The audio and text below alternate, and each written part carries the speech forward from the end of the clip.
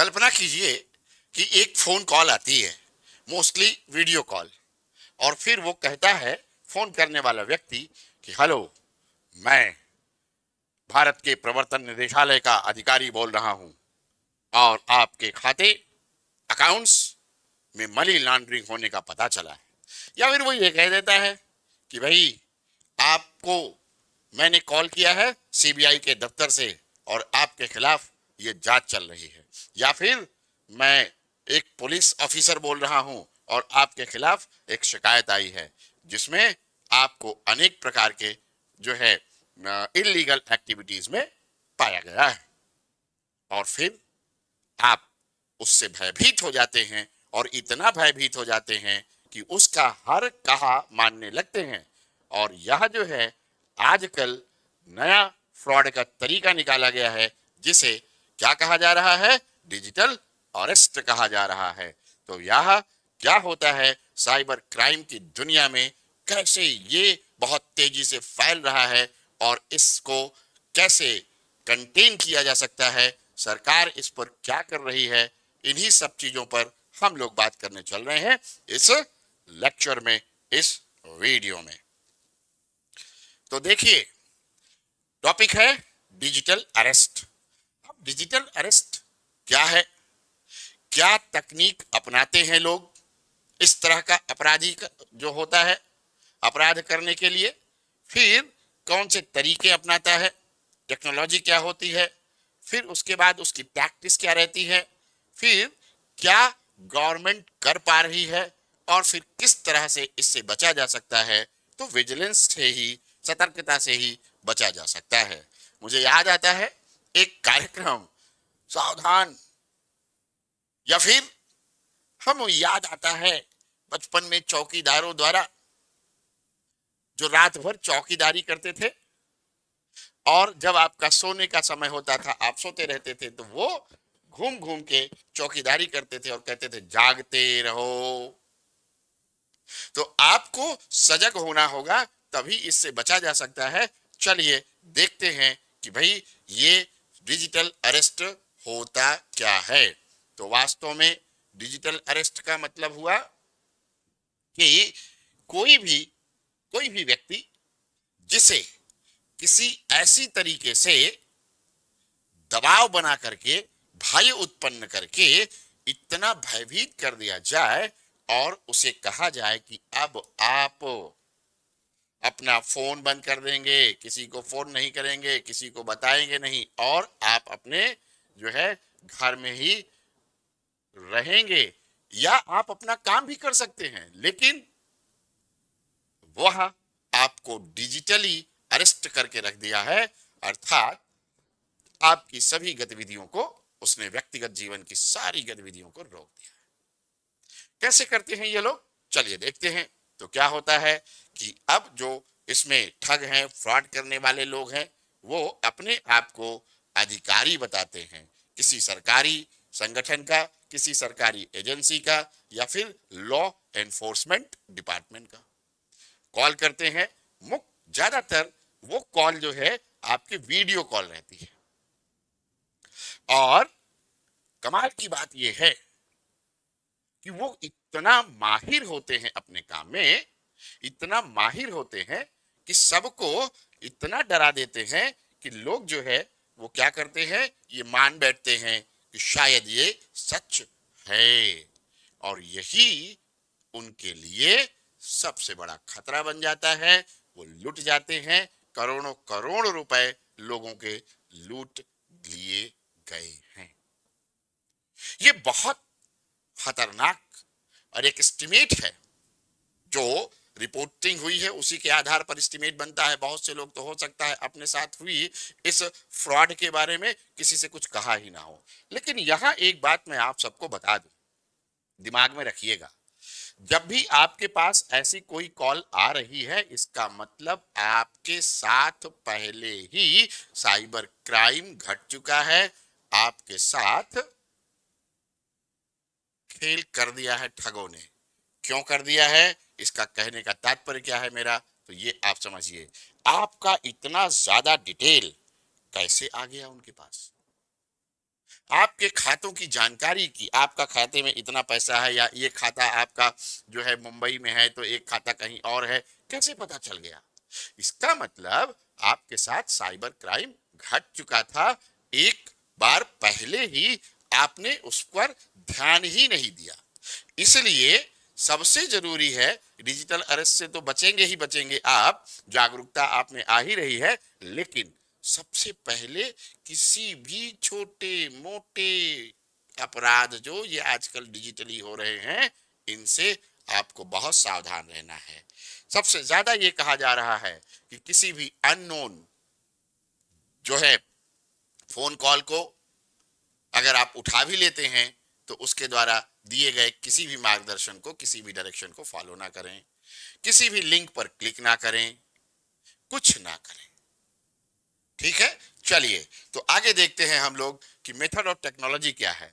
सबसे पहले ये क्या करता है, जो ठग है वह संपर्क साधता है अपने, जिसको विक्टिमाइज करना है उससे, उस व्यक्ति से, पुरुष हो महिला हो, जैसे एक महिला डॉक्टर से लगभग 2.5 रुपए ठग लिए गए और एक हफ्ते से ज्यादा उनको डिजिटल अरेस्ट रखा गया और इतना भयाक्रांत कर दिया गया था कि वो घर में अपने रहते हुए भी अपने घर के सदस्यों से कुछ कह नहीं रही थी।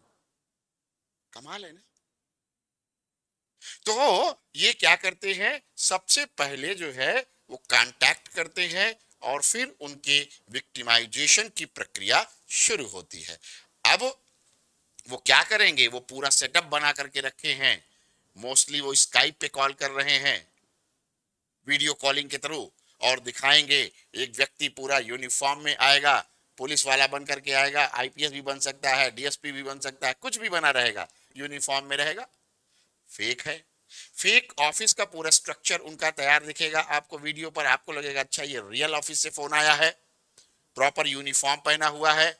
और जो है क्या कहते हैं, वीडियो कॉलिंग या वीडियो कॉन्फ्रेंसिंग के द्वारा फिर वो आपको अपने जाल में फंसाना शुरू करते हैं। अब चूंकि मैंने आपसे पहले ही कह दिया कि आप सोचिए जरा कि आपके साथ पहले ही साइबर क्राइम हो चुका है, आपको पता नहीं चला, उसने आपका इतना डिटेल पाया कैसे? अच्छा, इसमें एक और बड़ी समस्या है।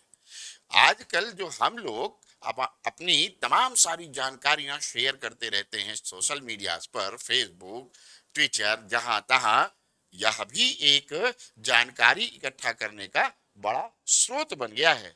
डाटा आसानी से उन तक पहुंच जाता है।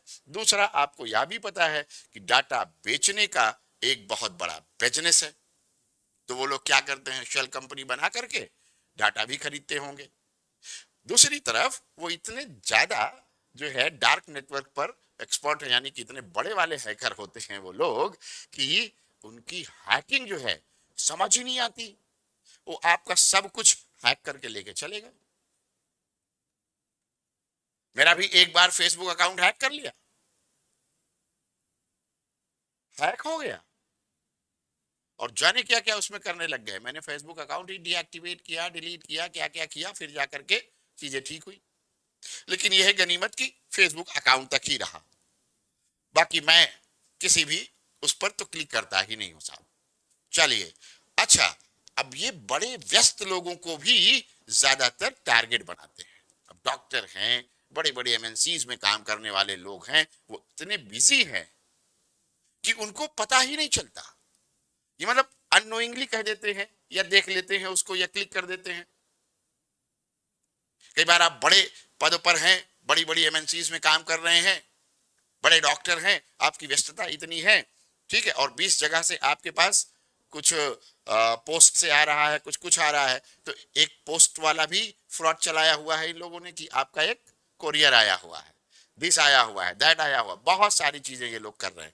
तो खैर, डिजिटल अरेस्ट में वो लोग क्या करता है, fake ID, fake office, fake uniform, और यहां तक कि वो लोग जो है पूरा का पूरा वीडियो कॉन्फ्रेंसिंग के द्वारा अब मानसिक प्रताड़ना या मानसिक दबाव शुरू करते हैं और कहते हैं कि देखिए, यदि आप जो है किसी से कोई बात कर देंगी, किसी को कुछ बता देंगे, तो फिर आपको सीधे हम अरेस्ट करके ले आएंगे और ईडी आपके खिलाफ केस करेगी, दिस करेगी, दैट करेगी, और तो और इतना झूठ, इतना ज्यादा झूठ कि पूछिए नहीं। एक मामले में पता चला कि उस विक्टिम को उन्होंने क्या किया, तो उसको कहा कि देखो अब चूंकि ईडी के सामने सारा कुछ खुल चुका है, आपके अकाउंट में कुछ मनी लॉन्ड्रिंग की एक्टिविटी हुई है और हो सकता है मैडम कि आपको पता ही ना हो। हम लोग इस बात को स्वीकार कर रहे हैं। तो आप क्या करिए, आपको अपना सारा पैसा सरकारी अकाउंट में ट्रांसफर करना होगा और वो पैसा आपको वापस मिल भी जाएगा। और यह कह करके उन्होंने सारे अकाउंट उनके खाली करवा लिए, लगभग 2.25 करोड़ रुपए। उनको लगा अच्छा ये सब कुछ तो सही है। तो उनका मेथड और टेक्नोलॉजी कुछ इस तरह का है कि बहुत पढ़े लिखे लोग भी झांसे में आ जा रहे हैं। इसका मतलब यह भी है कि वो लोग वाकपटु भी होंगे, बोलने में बड़े चतुर शातिर किस्म के व्यक्ति होंगे। अब देखिए, असल में अगर देखा जाए तो इससे बचने का तरीका कुल मिलाकर के जागरूकता ही है, केवल जागरूकता। तो अब जो है अगर हम देखें कि गवर्नमेंट का एक्शन क्या रहा है और साइबर सिक्योरिटी के रिस्पांस क्या है भारत में, तो पहला है केवल एक की अवेयरनेस किया जाए, दूसरा रिपोर्टिंग सिस्टम है, हेल्पलाइन नंबर 1930 बनाया गया है। इसके द्वारा क्या होगा, जब आपके साथ कोई घटना दुर्घटना हो चुकी है तो अब आप 1930 पर क्या करते हैं, कॉल करके अपनी प्रॉब्लम को शेयर कर सकते हैं। लेकिन पैसा आपका वापस आएगा या नहीं आएगा इसकी कोई जानकारी नहीं है, सॉरी इसकी कोई गारंटी नहीं है। तो इसलिए सरकार सबसे ज्यादा फोकस जो कर रही है वो ये है कि भाई लोगों को जागरूक बनाया जाए। जागरूकता ही इसका सबसे बड़ा इलाज हो सकता है। दूसरी तरफ जब दुर्घटना हो चुकी है, जब ठगा जा चुका है किसी को, तो 1930 पर फोन कर सकता है। इसी तरह से इसको कहा जाता है I4C। I4C क्यों है, तो इंडियन लगा है, बाद में साइबर क्राइम कोऑर्डिनेशन सेंटर, 4 ऐसे शब्द हैं जिसमें C है। तो I4C के नाम से ये जो Indian cyber crime coordination centre है, इसके द्वारा क्या किया जा रहा है, ये होम मिनिस्ट्री के अंतर्गत काम करता है और यह जितने भी ऐसे फ्रॉडलेंट अकाउंट्स पता चलते हैं उनको ये ब्लॉक करता रहता है, चाहे वो सोशल मीडिया के हों चाहे कहीं के भी हों। फ्रॉडलेंट अकाउंट हैं जो साइबर क्राइम में जिनकी संलिप्तता की कोई भी संभावना होती है उसको ये लोग क्या करते हैं, ब्लॉक करते रहते हैं। चलो भाई, सरकार का एक बॉडी तो ये काम कर रहा है। फिर उसके बाद दूसरा है कि कोलैबोरेटिव एफर्ट्स अपनाए जाते हैं, सहयोगात्मक एक दूसरे से साथ मिल करके प्रयास किए जा रहे हैं। अब एक दूसरे के साथ मिल करके प्रयास करने का मतलब क्या हुआ, जब तक भारत की जनता, हम आप भारत सरकार का या सरकारी एजेंसीज का I4C का सहयोग नहीं करेंगे, ये हमें कुछ भी बेहतर परिणाम नहीं दे सकता है। फिर उसके बाद पब्लिक अलर्ट के लिए साइबर दोस्त के नाम से जो है क्या कहते हैं, ये व्यवस्था भी की गई है, जिसके द्वारा ये एक तरह का मैसेजिंग सिस्टम भी है, साइबर अलर्ट करता रहता है, ठीक है। और इसके द्वारा भी लोगों को जागरूक किया जा रहा है, लोगों को बताया जा रहा है कि भैया साइबरली अलर्ट हो जाओ। अच्छा, कुछ फोन भी अब ऐसे आ गए हैं जो मैं आपको यहां बताना चाहूंगा, जो आपको कहते रहते हैं suspected junk call, suspected this, report spam call. तो ध्यान दीजिए, मत उठाइए उनको, मत पिकअप करिए। लेकिन अब वीडियो कॉल आ गई तो वहां कुछ लिख करके नहीं आता है। तो क्या करना है, हमको आपको सतर्क रहना है। सबसे पहले जरूरी है कि जो भी कॉल केयर कर रहा है उसकी कॉलर की, कॉल करने वाले व्यक्ति की पहचान को वेरीफाई किया जाए, ठीक है। अब मान लीजिए आपको कोई कहता है कि हम ईडी के अफसर हैं, फलाना है, धमकाना है, जो भी वो डराने धमकाने की कोशिश कर रहा है, तो आप उससे कहिए कोई बात नहीं है, हम सीधे कार्यालय में आकर के मिलना चाहते हैं। क्योंकि हमने कुछ गलत नहीं, अगर आपने कुछ गलत नहीं किया है तो आपको डरने की जरूरत नहीं है। आप सीधे कहेंगे कि हम कार्यालय में मिलना चाहते हैं, हम सीधे कार्यालय आएंगे। वो कहता है ईडी का कार्यालय यहाँ है, ठीक है हम आ जाएंगे, हमें क्या दिक्कत है। वो कहता है सीबीआई का दफ्तर दिल्ली में है, ठीक है हम आ जाएंगे, हमें कोई दिक्कत नहीं है। तो क्या हुआ कि एक तो आपको थोड़ा सा सक्रिय होना पड़ेगा, एक्टिव होना पड़ेगा, और लोगों के झांसे में आने से बचना होगा। और जब वो कॉल किया है तो कोशिश करिए कि कॉलर की आइडेंटिटी को बिना वेरीफाई किए आप फोन उठाइए ही मत, बाढ़ में जाए, अननोन है, होगा कोई, क्या फर्क पड़ता है।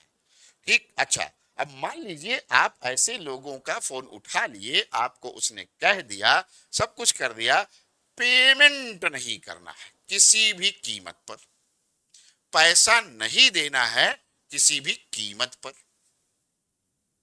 किसी भी कीमत पर। आप सोचिए ये लोग किसी को भी अपना शिकार बना सकते हैं। आपने सुना ही होगा, बड़े बड़े नाम हैं साइबर ठगों के झांसे में जो आए हुए हैं।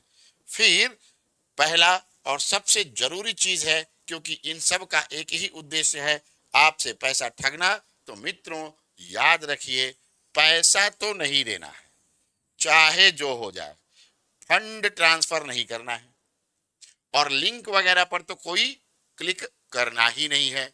और जो है सीधे तुरंत जो है सहायता मांगिए, 1930 पर फोन कीजिए, लोकल पुलिस पर जाइए, जो कर सकते हैं आप करिए। आप उसको धमकी दीजिए यदि आप कर सकते हैं तो। मेरे पास भी कई फोन आए, ऐसा नहीं है कि नहीं आए। इनफैक्ट इस पर मुझे वीडियो बनाने का आइडिया भी इसी कारण आया, क्योंकि मैं कल्पना नहीं कर सकता था कि कोई फोन करेगा मुझे और कहेगा कि आपके खिलाफ शिकायत है और आप ऐसा ऐसा है, तो आप देखिए, आप जो है अपने सारे फोन स्विच ऑफ कर दीजिए। मैं कल्पना नहीं कर सकता था। तो मुझे लगा नहीं, ये वीडियो बनाना जरूरी है। तो इसलिए आप जान लीजिए, ध्यान रखिए, पेमेंट तो किसी कीमत पर करनी नहीं है, और किसी भी अननोन चीज को टच नहीं करना है साहब, क्लिक नहीं करना। और स्मार्टफोन की ये बड़ी समस्या है कि कई बार आप जो है देखते हैं और अचानक क्लिक हो गया, खुल गई साइट, कुछ हो गया। तो प्लीज ध्यान रखें, सतर्क रहें, जागरूक रहें, और अपने सुरक्षा के लिए सदैव सचेत और सक्रिय रहें। और जान लीजिए, जब आप इसको देखते हैं कि डिजिटल अरेस्ट जो है आपके एग्जाम में आएगा, मान लीजिए सिविल सर्विसेज के एग्जाम में आता है, तो क्या क्या पूछेगा, कैसे पूछेगा, यही इतनी बातें जो यहाँ पॉइंट्स में लिखी गई हैं यही पूछी जाएंगी, और इनका विवरण जो मैंने दिया है डिस्कशन में, वही आपका उत्तर भी होगा। और एक बात ध्यान रखिए, आप तेजी से चैनल को सब्सक्राइब करते रहिए, बहुत अच्छे अच्छे आपको वीडियोस मिलते हैं इस चैनल पर, बहुत अच्छी जानकारी मिलती है। सभी जो है कॉम्पिटिटिव एग्जाम की तैयारी करने वाले बच्चों का हित जुड़ा होता है। तो चैनल को सब्सक्राइब कीजिए, और जो लोग मुझे नहीं जानते हैं उनके लिए यह भी बता दूं कि मैं हूं मनोज जायसवाल। और थैंक यू, नमस्कार, सचेत रहें, सतर्क रहें, सावधान रहें, धन्यवाद।